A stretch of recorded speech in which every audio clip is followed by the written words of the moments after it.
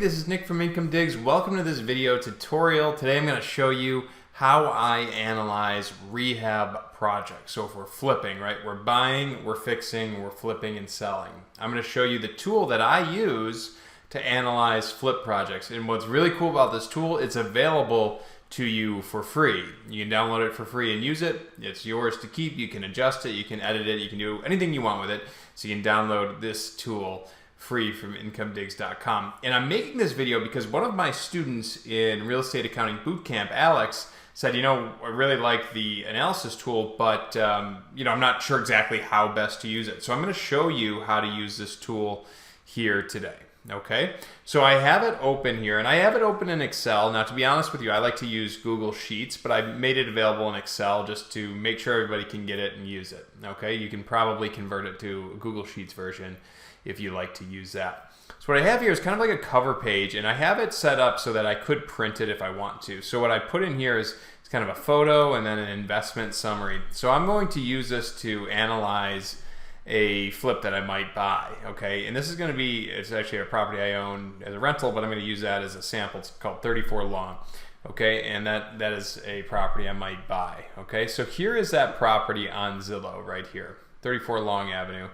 It's not 100% correct here. It's actually got like more than one unit in the back. So this is a little bit messed up. I'm going to make it realistic, and then we'll use that for my comps. But the first step is to kind of get your subject property entered into this system here. So right here is your investment summary, and then there's also a spot for a picture. So I can put a picture in here, and that would show up on like a printout if I were to provide this to investors, or if I want to show it to a business partner, anything like that. Okay. And here is your investment summary. And you can explain the project here, okay? Really anything you want, free form text. And by the way, when you get this, take this logo, get it out of here, add your own logo, okay? I'm just adding this so you can see what you can do to make it look good, okay? So there's a lot of calculations here that you don't have to really worry about. So I don't need to click in here and fill this out. It'll automatically happen. So put in here the address, okay? So 34 Long Avenue. Notice that the investment summary pops up, okay? So just fill out all the information about the property. Single family, built in 1925. Style, we'll call it a colonial. Neighborhood, village of Hamburg. All right, now the beds, Zillow is kind of wrong about this. It's got two stories. It is about 2,750 square feet. The lot, 6,500. I'm going to say that it's got a 1.5 car garage. It does have a driveway. It does have a full basement, special features. I mean, it does have that second building, but I'm going to pretend it doesn't. Let's just say that it has a pool. It doesn't really, but that's okay. All right, let's project out a closing date. So right now we just default this to today's date, but let's just project this out. Let's say 10/1/2020, okay? And then we'd want to put in what we think we can get this property for. I'm going to leave that, let's say that this is just a ballpark to start. You're going to see as we play with this a little bit. Let's say I think I might be able to get this property for $75,000, okay? And you can see things just kind of start to fill out. Your buying costs, 2%. Now I have rehab costs, and we're also going to have sale as well, all right? And so we're going to start filling this thing out. Let's talk about sale first, okay? So sale is how much are we going to sell the property for after we've rehabbed it, all right? This is your ARV, your after repair value that you're going to put in here. So to do that, I've given you a comparable sales tab that you can fill in some comps to see what you might sell yours for. Okay, so here's my subject property, and we bring in all of the information from the front page. Okay, and then as I fill out my comps, we're eventually going to get a price per square foot that we can then multiply versus our square footage that would then give us our sales price. Okay, so you can see I've already started to fill this out. And one way to do this, and if you're flipping properties, you know, you're going to have your own way of doing this, but one way that a lot of people do is they'll go into Zillow and we'll look for, where's the comps? Right here, similar homes nearby, okay, that have potentially sold. Okay, or you can maybe look at a map to do that as well. All right, so you can certainly just go to the map. All right, and then I can do sold. Okay, and then maybe I'm going to do, 3+ bedrooms and 1.5+ baths. Okay, and you can see the comps are starting to show up a little bit. Okay, and so I can take a comp and then I can enter it into my sheet. So let's do like 174 Main Street in Hamburg. Okay. Now I have room for 10 comps here. That would be really thorough to do 10 comps. 3584. This is a 33. Oops. It would be really thorough to have that many comps, but why not, right? It's a big investment.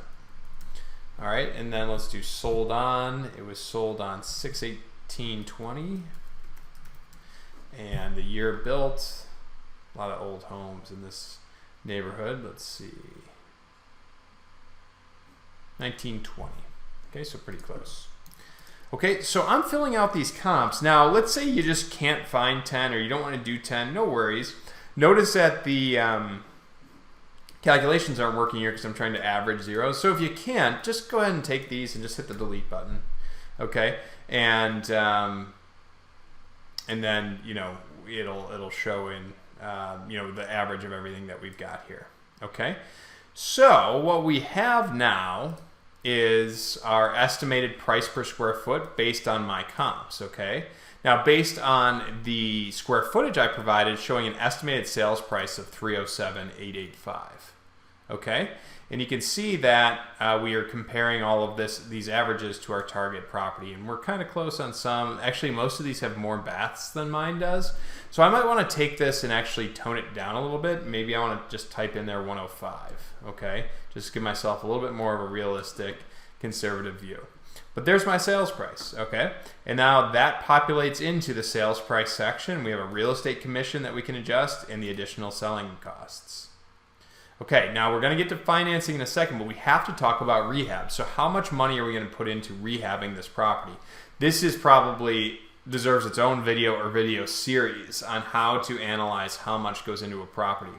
I'm not going to go through the exact strategy of honing in those rehab costs. I am going to talk about how this tool works though. And I am extremely detail oriented when it comes to this, probably maybe too much so. So that's why I have so many of these tabs that talk about budgets here. So I have what's called a quick budget, a scope budget, and then a scope budget pivot table. And then we also have the ballpark. Okay, so right here I have rehab costs, and right next to this is a drop down where I can select ballpark, quick budget, or scope budget. So if I go to my quick budget, I have an opportunity right here to put in a ballpark. And what this allows you to do is to get some quick numbers. So if you just put in a ballpark budget of $80,000, okay, and then go back to your investment summary, and if we decide we're using the ballpark, then this will be useful to me and I can use it right away. And I'm going to run with that for a second.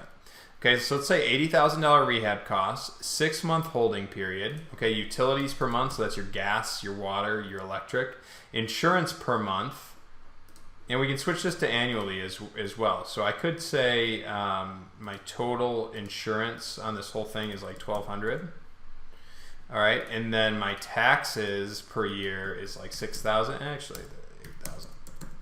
Okay, and notice that down here, my total cash required is automatically calculated. My purchase, my rehab, and my hold, I need a total of $166,000 to buy the property, to close on it, to rehab the property, and to hold it. So holding it is this right here. Okay, so that's how much cash I need. And so this helps you calculate your financing. Okay, so if I need $166,000, we can populate how many months I'm going to need this for. Okay, so I have 6 here, so I might want that to match. So 6 months, and I can play around with hard money loans here. I can say that I have maybe a 12% interest loan with 3 points on it. Okay, and so there I have my total debt service. And here's my return to my my lender. So I can show this to my lender and say, look at this, you have a 18% return on your money with this situation. Or I could do a 16% and a 0 points, and you're going to get this return here. So this is an annualized return.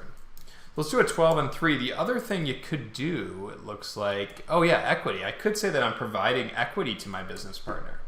Okay, so instead of interest and points, my lender, I could say, hey, I'm going to give you 20% of the profit, or in this case, 50% of the profit. Okay, that's another cool way to do it. So this sheet really helps you deal with all those types of scenarios. Now, for me, I personally don't really like giving away equity, so I'll typically I'd rather go higher interest, so just so I know what it is, maybe a 12 and 2 or 12 and 3, something like that, okay? And now look at this here. Now we haven't gone into the detail of the rehab yet, we will, but look at my profit summary. Here's my sale price, minus my purchase price, my buying costs, my rehab, holding costs, selling costs. There's my pre-finance profit.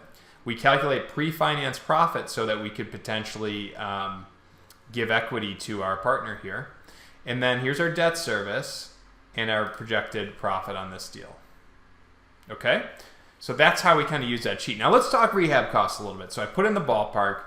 Let me adjust this ballpark to 120. Okay? So notice what happens here. This automatically increases my loan amount, and it automatically increases the debt service I have to pay.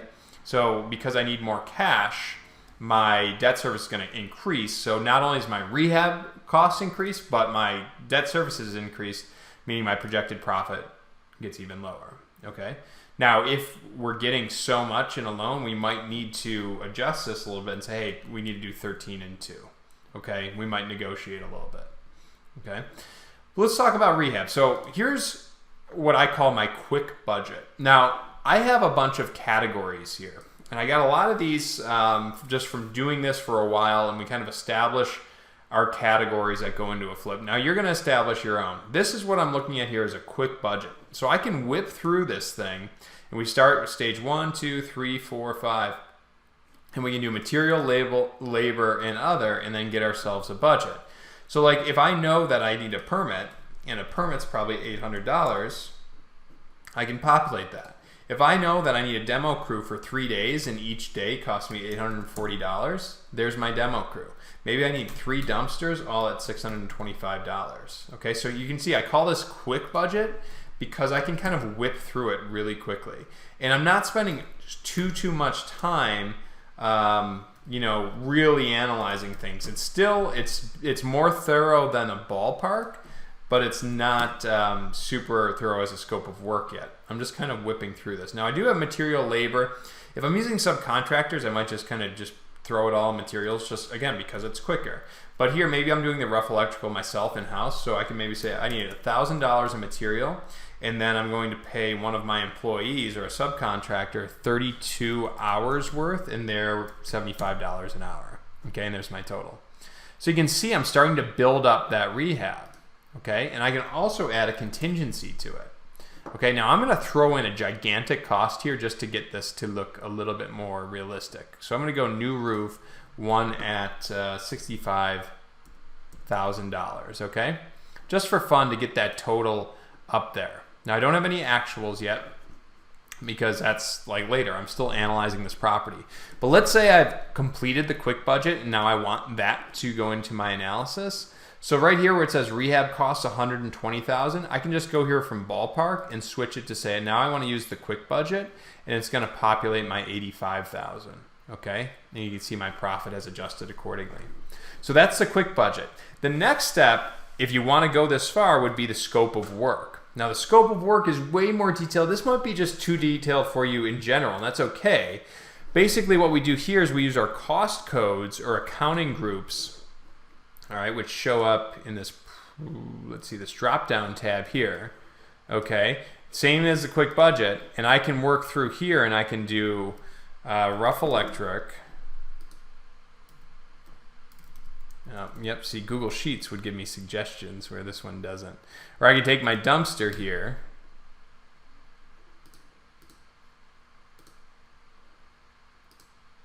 Okay, I'm going to leave that dumpster. You can indicate the material you use. Okay, and I can say that I'm going to have 3 of these at $650.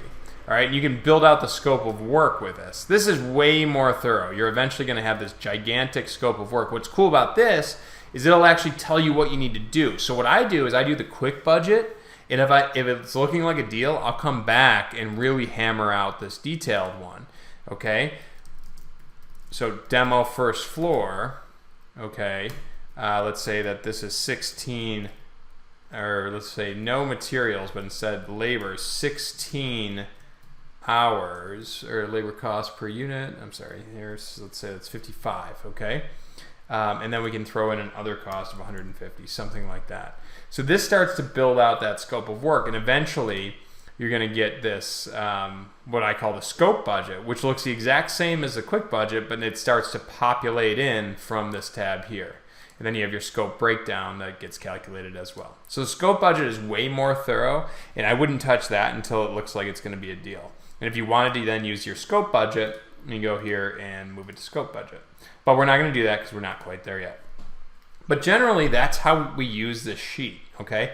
Don't get too far into the weeds with things, but I would say focus on establishing the priority with your own property that you're about to buy. Make sure that those facts are correct.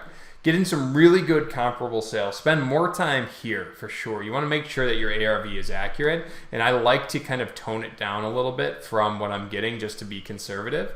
And then take some time with the quick budget and potentially the scope budget to fill out your scope of work and your rehab. And then when you're on your investment summary here, when you've kind of locked in that it's going to cost you this much to rehab, you can start to think about and negotiate through the different aspects of your loan. You can say, well, hey, maybe I could put some percentage down, right? Maybe I don't need all of that. Maybe I just need 150,000. Okay, that means you're just getting an 87% loan value.